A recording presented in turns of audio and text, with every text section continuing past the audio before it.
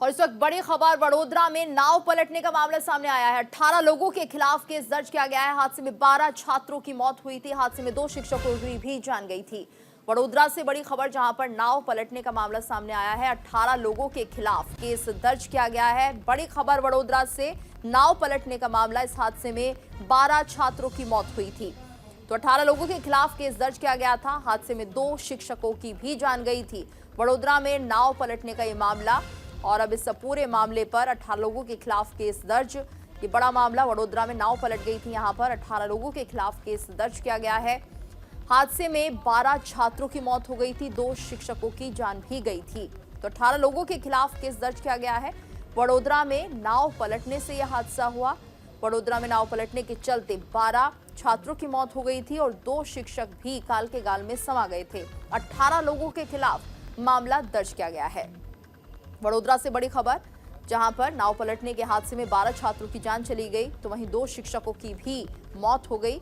18 लोगों के खिलाफ इस मामले में केस दर्ज किया गया है।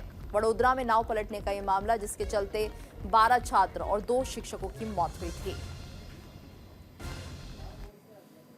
कांग्रेस की भारत जोड़ो न्याय यात्रा जारी। न्याय यात्रा से जुड़ी ये बड़ी खबर, असम में कार्यकर्ताओं के खिलाफ केस दर्ज हुआ है। पुलिस ने स्वतः संज्ञान लेते हुए दर्ज किया है केस। कार्यकर्ताओं पर यात्रा का मार्ग से भटकने का आरोप है। तो कांग्रेस की भारत जोड़ो न्याय यात्रा जारी है, लेकिन ये मार्ग से भटक गई। असम में कार्यकर्ताओं के खिलाफ केस दर्ज किया गया है। पुलिस ने स्वतः संज्ञान लिया है और खुद संज्ञान लेते हुए मामला दर्ज कर लिया है। ये बड़ी खबर, कांग्रेस की भारत जोड़ो न्याय यात्रा जो कि मार्ग से भटक गई है और इसके चलते कार्यकर्ताओं पर मामला दर्ज कर लिया है पुलिस ने। कांग्रेस की भारत जोड़ो न्याय यात्रा जारी है और जिस रूट से इस यात्रा को जाना था वो भटक गया, और अब पुलिस ने इस पूरे मामले पर संज्ञान लिया है। खुद संज्ञान लेते हुए केस दर्ज कर लिया है यहां के कार्यकर्ताओं पर। तो कांग्रेस की भारत जोड़ो यात्रा जारी है और ऐसे में मार्ग से भटक गई है, जिसके चलते असम में कार्यकर्ताओं के खिलाफ केस दर्ज किया गया है। तो पुलिस ने खुद संज्ञान लेते हुए केस दर्ज कर लिया। कार्यकर्ताओं पर यात्रा का मार्ग से भटकने का आरोप है।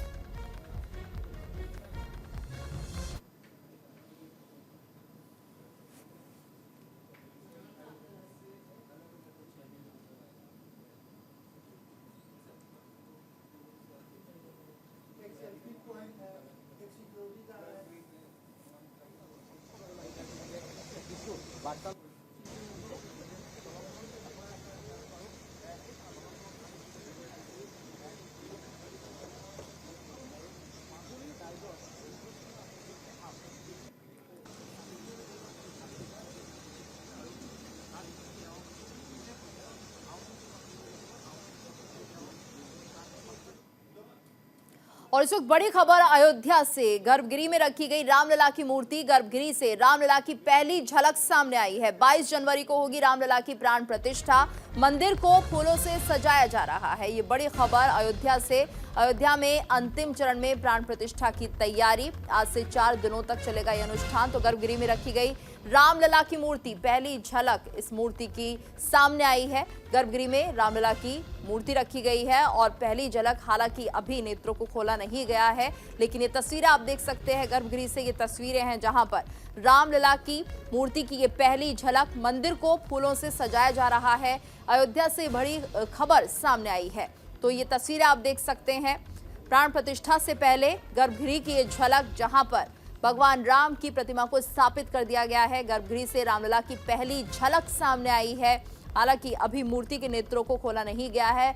22 जनवरी को ही प्राण प्रतिष्ठा के बाद इसका अनावरण होगा। मंदिर को फूलों से सजाया जा रहा है। तैयारियां पूरी आखिरी दौर में चल रही है। अयोध्या से बड़ी खबर, राम मंदिर के पास हाई अलर्ट भी जारी है। तो गर्भगृह में रखी गई रामलला की मूर्ति और ये पहली झलक सामने आई है। अयोध्या से बड़ी खबर, गर्भगृह से रामलला की पहली झलक सामने आई है। राम नाम का जाप भक्त करते हुए यहाँ पर दिखाई दे रहे हैं। 22 जनवरी को रामलला की प्राण प्रतिष्ठा होगी और फिर उसके बाद भगवान राम सबके बीच होंगे। मंदिरों को फूलों से सजाया जा रहा है। अयोध्या से बड़ी खबर, तैयारी पूरी, चप्पे चप्पे पर सुरक्षा बलों की नजर और गर्भगृह से मन को सुकून देने वाली ये झलक सामने आई है। तो आपको बता दें 9 बजे अरणी मंथन से इस कार्यक्रम की शुरुआत होगी। अयोध्या में अंतिम चरण में प्राण प्रतिष्ठा की तैयारी है। अरणी मंथन से अग्नि प्रकट की जाएगी। अग्नि मंत्र का उच्चारण करते हुए अग्नि को प्रकट किया गया। आज से 4 दिनों तक ये अनुष्ठान चलेगा। तो आपको बता दें 9 बजे अरणी मंथन से अग्नि प्रकट की गई और ये 4 दिनों तक अनुष्ठान चलना है। अग्नि मंत्र का उच्चारण करते हुए अग्नि को प्रकट किया गया। इससे पहले गणपति और स्थापित देवताओं का पूजन भी किया गया। यानी अरणी मंथन से पहले पूरे विधि विधान के साथ पूजन किया गया। द्वारपालों द्वारा सभी शाखाओं का वेद पारायण, देव प्रबोधन, औषध अधिवास, केसर अधिवास, घृत अधिवास, कुंड पूजन, पंचभूत संस्कार, 20 जनवरी को शक्रा अधिवास, फलाधिवास, पुष्पाधिवास का अनुष्ठान और वहीं 21 जनवरी को मध्य अधिवास, शैया अधिवास का अनुष्ठान। भगवान श्री राम की शैया से लेकर अन्य वैदिक प्रक्रिया की जाएगी। नख से शिखा तक शक्ति का संचार होने के लिए न्यास होगा। मंत्रों के द्वारा आह्वान कर श्री राम की प्रतिमा में शक्ति का संचार किया जाएगा। तो नख से शिखा तक शक्ति का संचार होने के लिए न्यास किया जाएगा। मंत्रों के द्वारा आह्वान कर श्री राम की प्रतिमा में शक्ति का संचार किया जाएगा। ये पूरी प्रक्रिया है प्राण प्रतिष्ठा से पहले की, जो हम आपको बता रहे हैं। और उसके बाद फिर से श्री विग्रह का महाअभिषेक किया जाएगा। 22 जनवरी को राम मंदिर की प्राण प्रतिष्ठा होगी। उससे पहले की पूरी तैयारी, ये पूरी प्रक्रिया, प्राण प्रतिष्ठा दोपहर 12:20 पर शुरू होगी। सोने के सिलासा में भगवान के नयन खोले जाएंगे, जिसके बाद लोग भगवान के दर्शन कर सकेंगे और उनके पूजन की सारी प्रक्रिया पूरी हो जाएगी।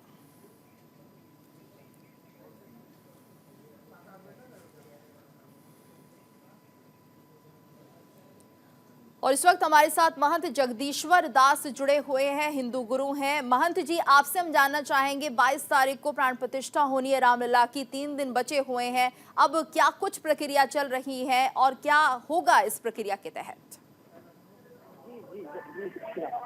देखिए, हमारे शास्त्र के अनुसार अग्नि मंथन का विशेष बताया गया है। आज का समय जो है, आज के दिन अग्नि मंथन होगा और उसके बाद फिर आगे की प्रक्रिया शुरू होगी।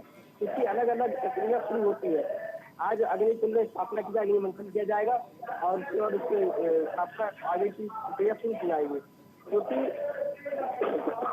कल की गर्भगृह में 21 प्लस, जिसमें अलग अलग नदियों का जल आया है और इकट्ठा किया है, उनके पवित्र जल से स्नान कराया जाएगा। उसके बाद ही फिर आगे की प्रक्रिया शुरू होगी।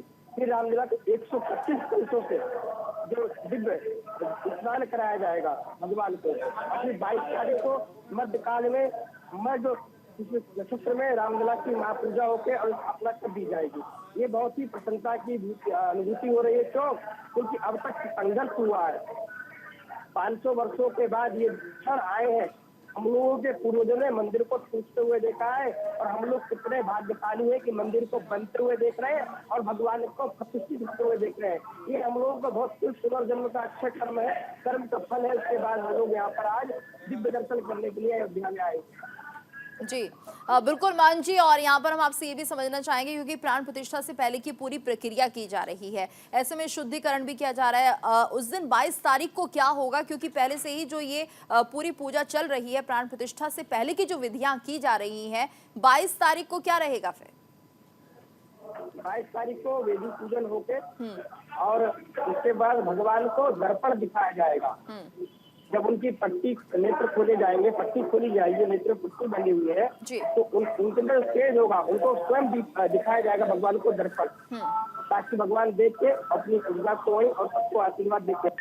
उसके बाद भगत लोग दर्शन करेंगे। जी बिल्कुल महंत जी, कहा यह भी जा रहा है कि सोने की सलाखा से जो नयन है उनको खोला जाता है, तो इसका क्या प्रावधान है और क्यों ऐसा किया जाता है? इसी प्रकार भगवान की सोने की सलाखा से लगा के और उनको दर्पण दिखा के तब पट्टी खोली जाएगी। और ये हमारे शास्त्रों के अनुसार पूर्वज हमारे पुरानी परंपरा पद्धति से इसका वर्णन है। उसके बाद ये होता है क्योंकि हमारे वहाँ इतने विद्वान बैठे हुए, आचार्यगण बैठे हुए हैं, वो सब एक विद्वत जन है और पूरी प्रक्रिया के अनुसार शास्त्र अनुसार ही किया जा रहा है सारा। जी बिल्कुल महंत जी। और कहा तो ये भी जाता है कि शक्ति संचार इस भगवान रामलला की मूर्ति में किया जा रहा है, तो ये क्या प्रक्रिया होती है और इससे क्या होता है? एक बार जी, शक्ति संचार की जो बात कही जा रही है प्रतिमा के अंदर, तो उसकी क्या प्रक्रिया होती है और कैसे ही किया जाता है?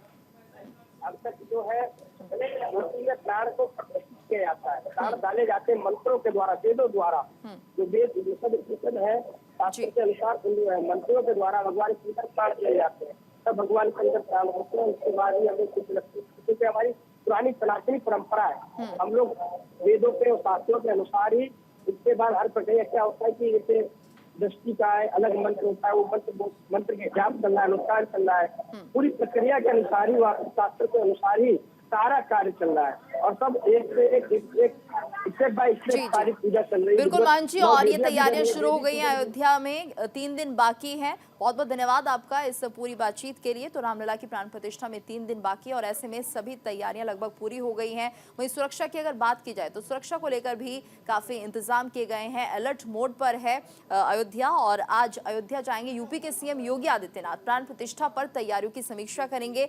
अंतर्राष्ट्रीय रामकथा संग्रहालय में समीक्षा होगी।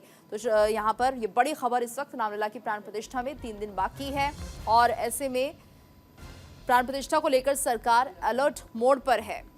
प्राण प्रतिष्ठा को लेकर तैयारियां पूरी। आज अयोध्या जाएंगे यूपी के सीएम योगी आदित्यनाथ। प्राण प्रतिष्ठा पर तैयारियों की समीक्षा करेंगे। तो 3 दिन बाकी हैं प्राण प्रतिष्ठा के लिए। यूपी के सीएम योगी आदित्यनाथ का अयोध्या दौरा, अंतर्राष्ट्रीय रामकथा संग्रहालय में समीक्षा की जाएगी। हनुमानगढ़ी के दर्शन पूजन करेंगे सीएम।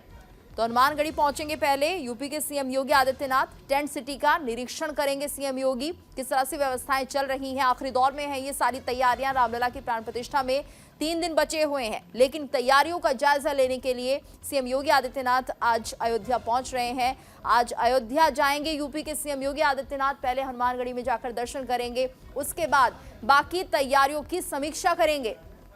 तो बड़ी खबर इस वक्त अयोध्या से, अंतर्राष्ट्रीय रामकथा संग्रहालय में समीक्षा की जाएगी। इसके साथ साथ टेंट सिटी का जायजा लिया जाएगा।